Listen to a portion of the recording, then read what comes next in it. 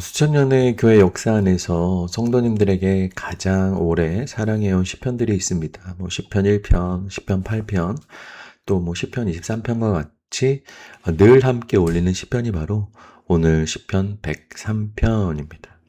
종교개혁자 마르틴 루터는 이 시편을 읽다가 탄성을 내질렀는데요.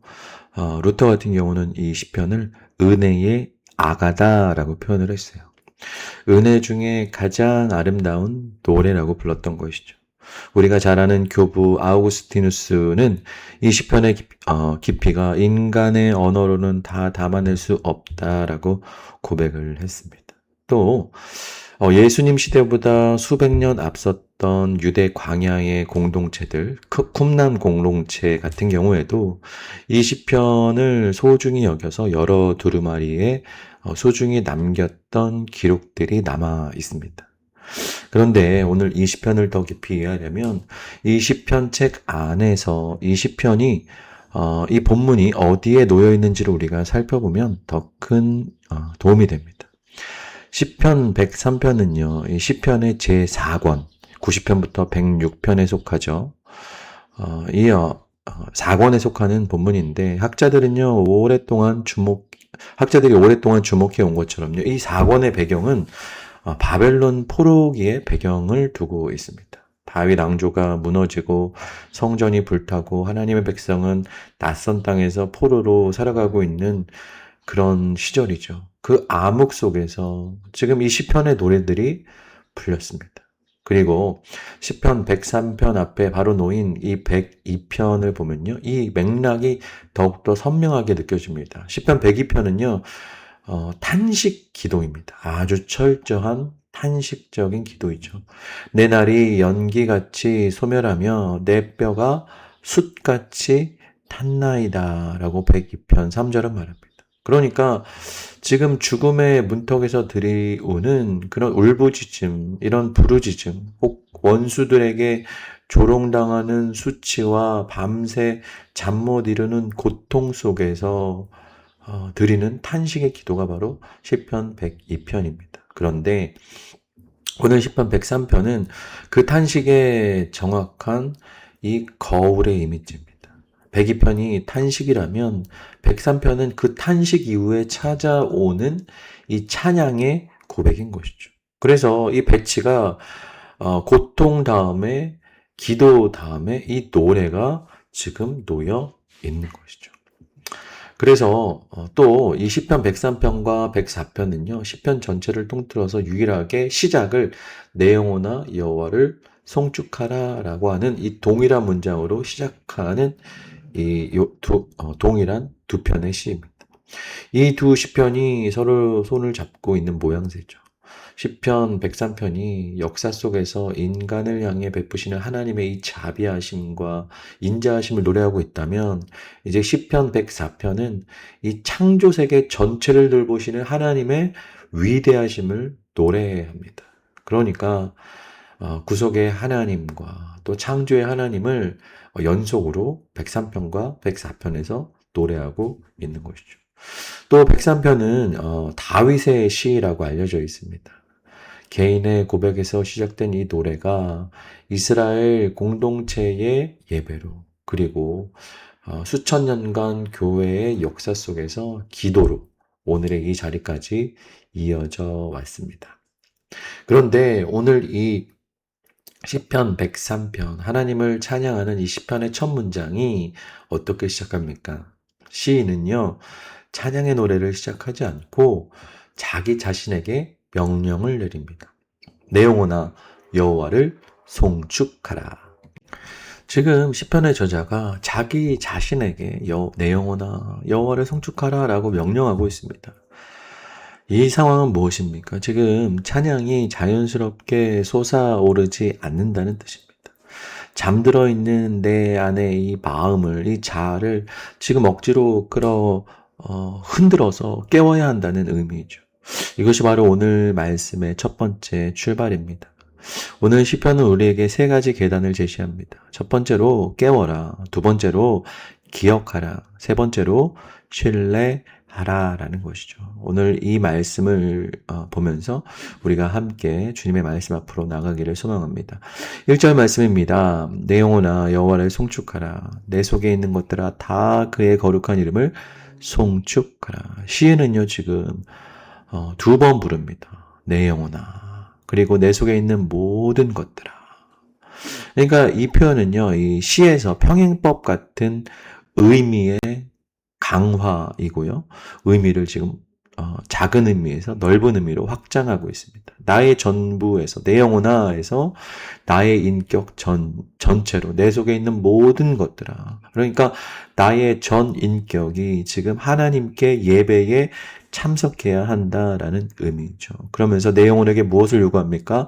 송축하라. 이 송축은요, 단순히 입술로 노래한다라는 의미를 넘어서요.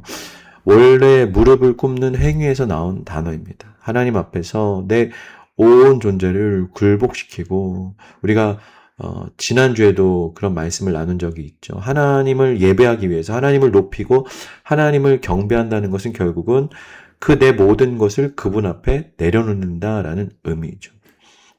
그러므로 찬양은요, 단순히 감정이 좋을 때, 충만할 때 자연스럽게 흘러나오는 게 찬양이 아니라 내 안에 어떤 나태함과 무감각함을 뚫고 나오는 의지적인 결단의 행위가, 내가 주님 앞에 내 자신을 내려놓기로 하는 결단적 행위가 바로 찬양인 것이죠. 그리고 또 내 영혼아 찬양하라 라고 말합니다. 여기서 말하는 이 영혼도요, 어떤 내 마음의 단편적인 부분이 아니라 이 영혼, 이 네페시, 그러니까 생명, 호흡, 생명력 전체 숨쉬는 존재 전부를 가지고 살아있는 나 자체의 전부를 가지고 내 지성과 감정과 의지와 기억, 살아있는 내 모든 것을 지금 뭐 하라는 거예요? 하나님께 찬양하라.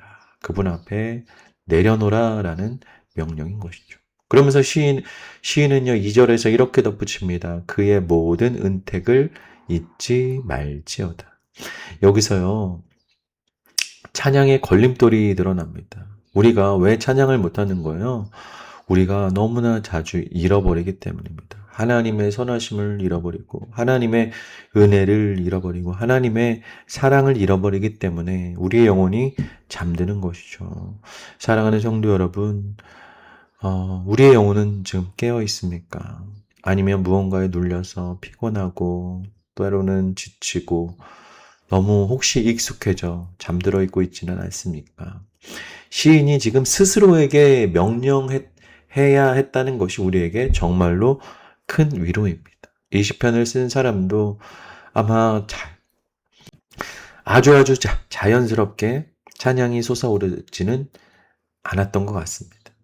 하나님이 멀게 느껴지는 아침이었을 수도 있습니다.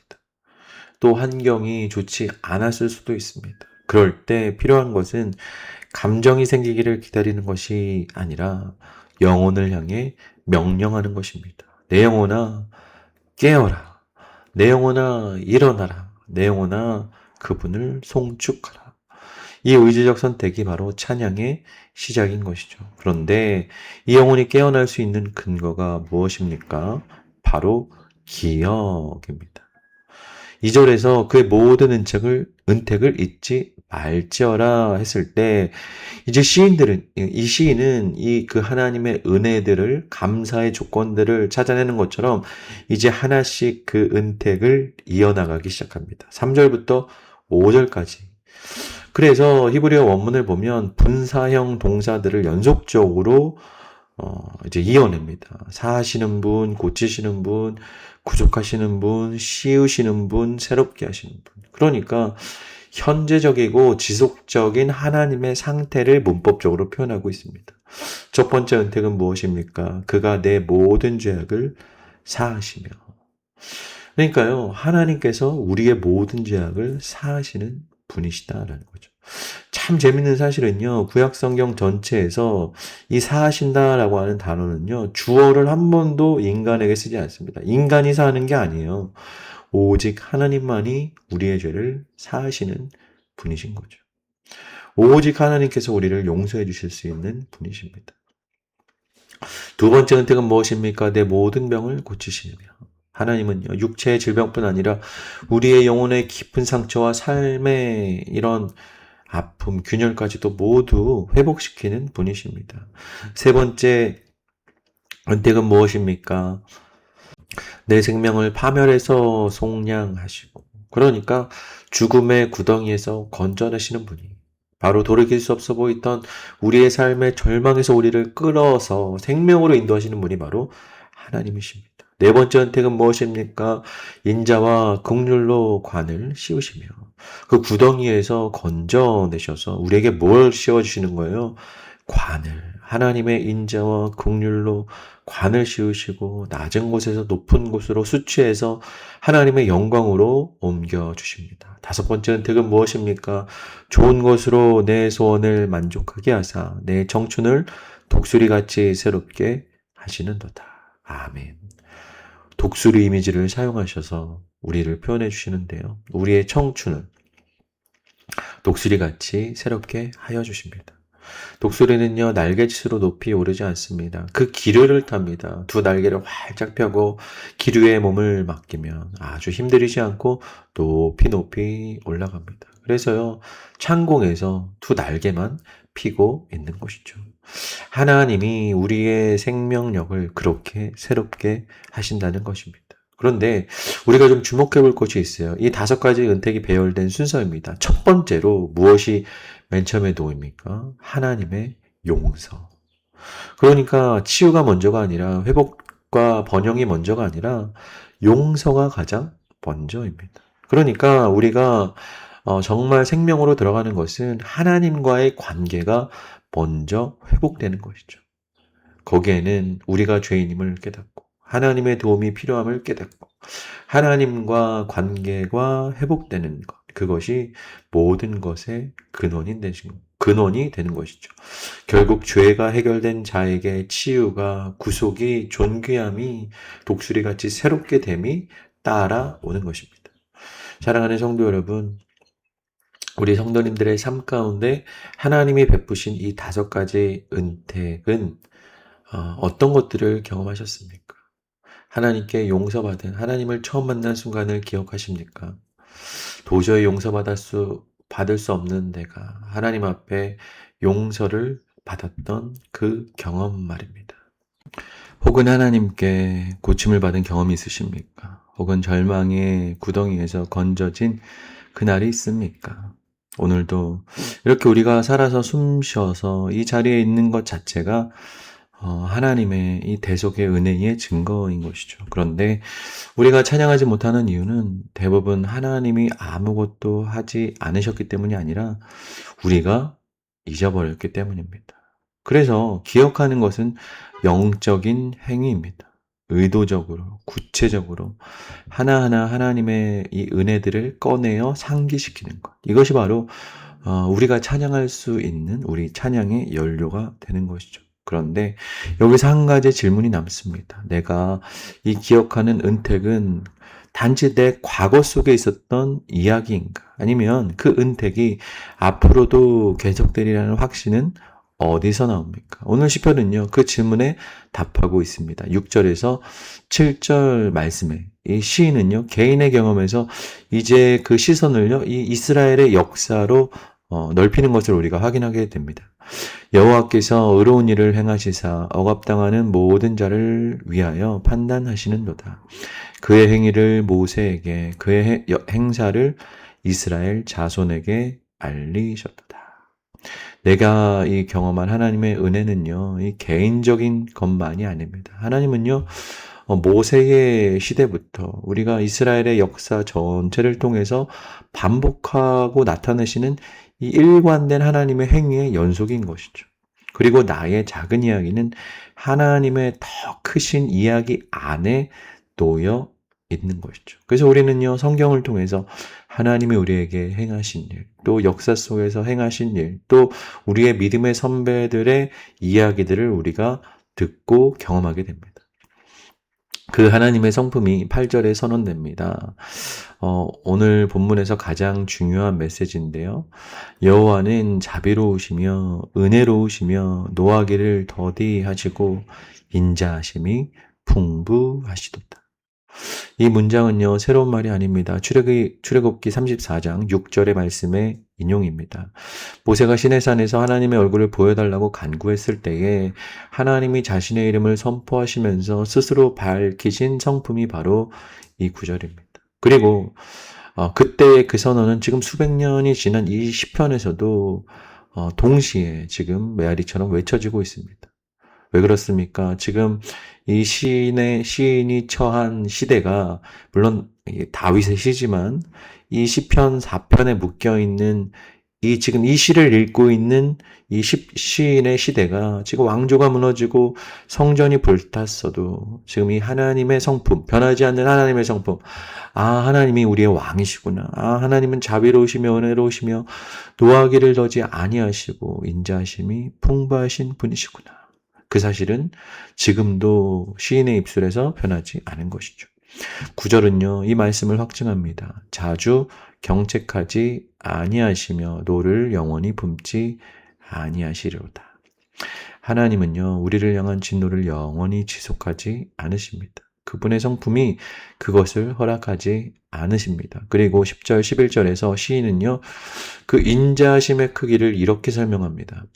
우리의 죄를 따라 우리를 처치하지 아니하시며 우리의 죄악을 따라 우리에게 갚지 아니하셨으니.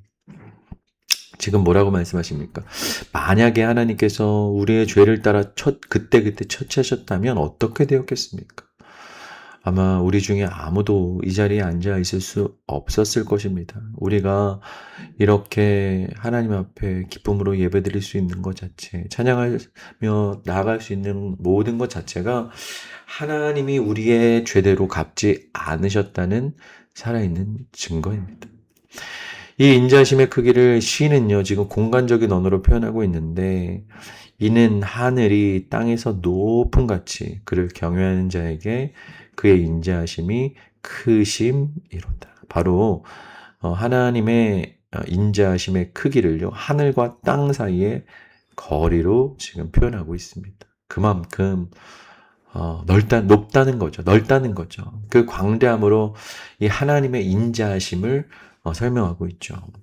하나님의 이 인자하심, 그것은요, 하나님의 약속에 기초한 이 변함없는 이 하나님의 성품입니다. 그리고 우리가 어떠하든지 끝까지 우리를 책임지시는, 지난번에 어떤 하나님의 목자 되신, 왕이 목자가 되셨다. 얼마나 은혜인지 몰라요. 그러니까 하나님은 우리를 끝까지 책임지시는 하나님의 성품입니다. 시내산 언약에서 시작되어서 우리에게 흘러나온 하나님의 사랑인 것이죠. 말씀을 정리합니다. 오늘 우리는요, 3가지 계단을 밟았습니다. 첫 번째 계단은 깨워라입니다. 나의 잠든 영혼을 흔들어 깨우는 거죠. 찬양이 감정이 생길 때까지 기다리는 것이 아니라 내 영혼을 향해 의지적으로 명령합니다. 내 영혼아, 일어나라. 내 영혼아, 깨워라. 두 번째 계단은 기억하라입니다. 하나님께서 우리에게 베푸신 은혜들을 하나씩 기억하는 것이죠. 하나님이 나를 구원하시고 나를 용서하셨던 때, 나를 고쳐주셨던 때, 나를 건져주셨던 때, 또 나를 긍휼히 여겨주셨던 때들, 이런 구체적인 은택들을 기억하는 것, 그것이 바로 하나님을 찬양할 수 있는 우리의 연료입니다. 마지막으로 하나님을 신뢰해야 합니다. 하나님의 이 신실하심은, 인자는 하늘이 땅에서 높음같이 큽니다. 우리의 죄악보다도, 우리의 연약함보다도, 우리의 두려움보다도 하나님의 신실하심은 훨씬 더 크신 분이십니다. 그리고 이 3가지 계단의 정상 위에서 무엇이 우리를 기다리고 있습니까? 5절 말씀이 이렇게 대답합니다. 내 청춘을 독수리같이 새롭게 하시는 도다. 아멘. 그렇습니다. 독수리는 자신의 날개죽으로 높이 오르는 것이 아니라 하나님의 바람을 타고 두 날개를 활짝 펴고 힘들이지 않고 높이 날아갈 수 있습니다. 우리가 깨어나고 기억하고 신뢰할 때 하나님의 신실하신 그 바람이 우리를 높이 올려 세울 것입니다. 그러므로 이 아침 우리의 영혼을 향해 명령하길 바랍니다. 깨어라. 하나님을 찬양하라. 내 영혼아. 하나님의 은혜를 기억하라. 그리고 오늘도 이 하늘보다 높으신 그분의 선하심을 신뢰하시는, 그리고 독수리처럼 비상하시는 귀한 하루 되시기를 주님의 이름으로 축원합니다.